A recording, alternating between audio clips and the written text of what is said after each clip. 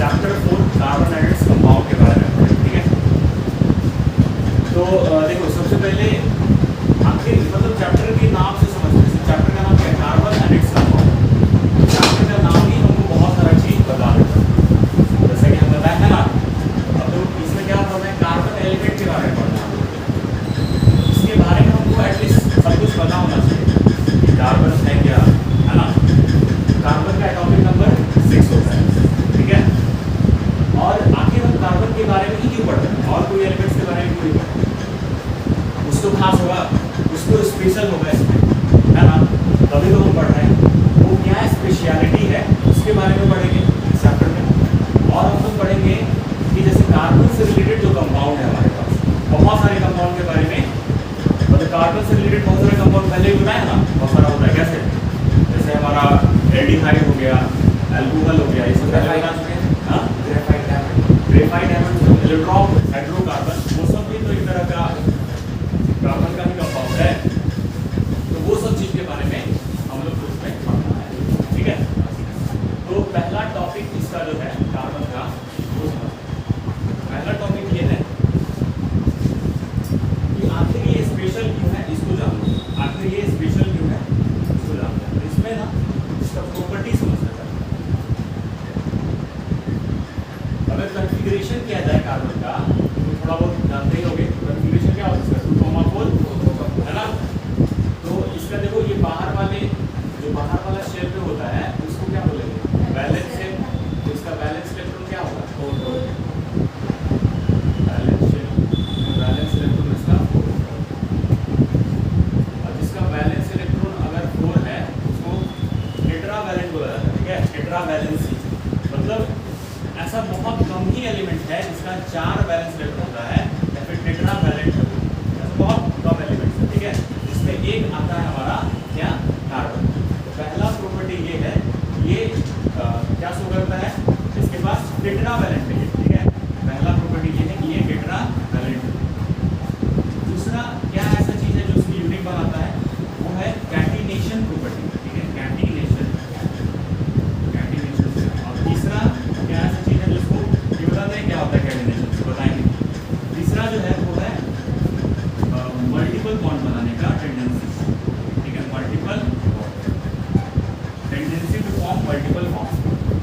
Tetravalent मतलब valence electron कितना होगा इसका? वैलेंस इलेक्ट्रॉन होगा 4। कार्बन में 4 होता है, इसलिए टेट्रावैलेंट होता है। अब जो कैटिनेशन क्या होता है? कैटिनेशन का मतलब होता है सेल्फ लिंकेज। सेल्फ मतलब इसके पास एक ऐसा प्रॉपर्टी है जिसमें ये क्या करता है, एक दूसरे के साथ लिंक कर सकता है। मतलब एक कार्बन दूसरे कार्बन के साथ लिंक करेगा, बहुत सारे चीजों के साथ लिंक कर सकता है। इसी की वजह से जो कार्बन है ना, वो मिलियंस ऑफ कंपाउंड बना सकता है, समझ गए? इसके मिलियंस ऑफ कंपाउंड है, ये प्रॉपर्टी की वजह से मिलियंस ऑफ कंपाउंड।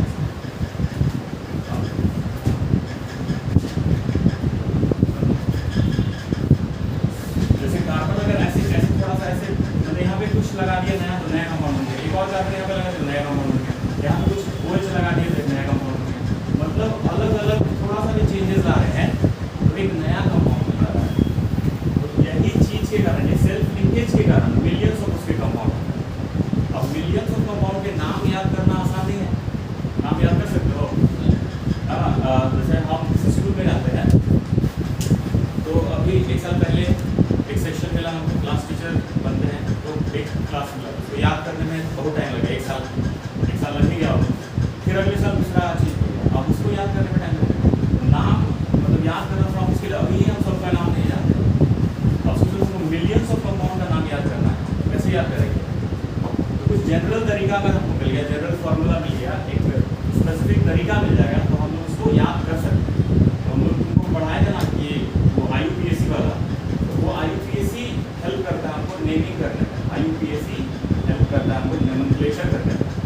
तो कुछ चीज़ के बारे में भी पढ़ेंगे इस चैप्टर में, ठीक है। मल्टीपल बॉन्ड का मतलब ये है कि जो कार्बन है ना, जो टेट्रावैलेंट होते हैं, वो एक तरह का कोवैलेंट बॉन्ड बनाता है, ठीक है। क्या बनाता है? Covalent bond.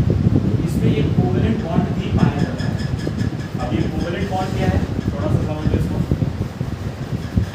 बॉन्ड होता क्या है? बॉन्ड, तो बॉन्ड जो है ना, बॉन्ड का मतलब होता है जोड़ना, ग्लू, ठीक है। बॉन्ड का मतलब क्या है? ग्लू।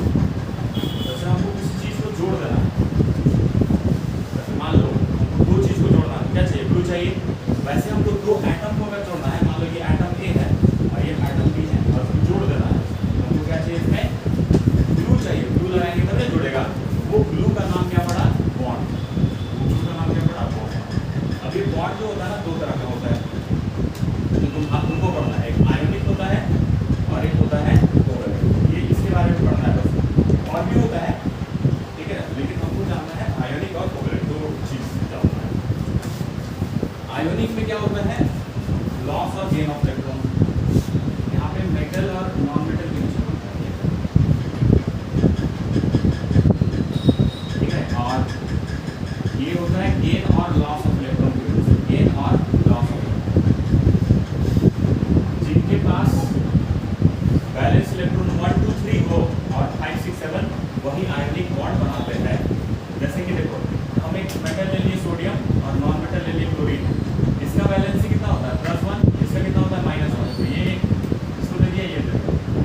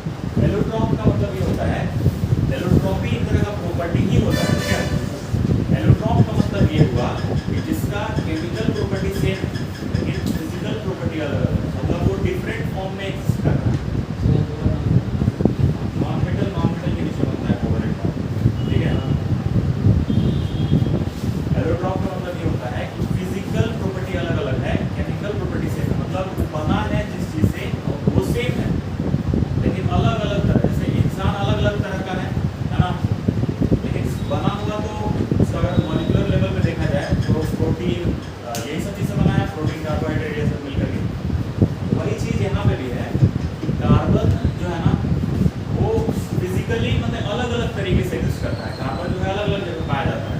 जैसे तुम्हारा कोल भी एक तरह का, कोल में भी कार्बन पाया जाता है, डायमंड में भी कार्बन है, और एक फ्लूरेंस होता है उसमें भी पाया जाता है। मतलब अलग अलग जगह मतलब अलग अलग तरीके से तुमको मिल जाएगा carbon.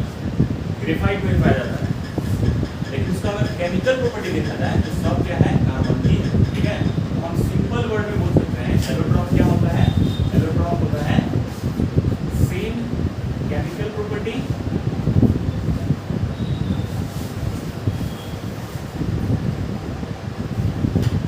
Different but different physical.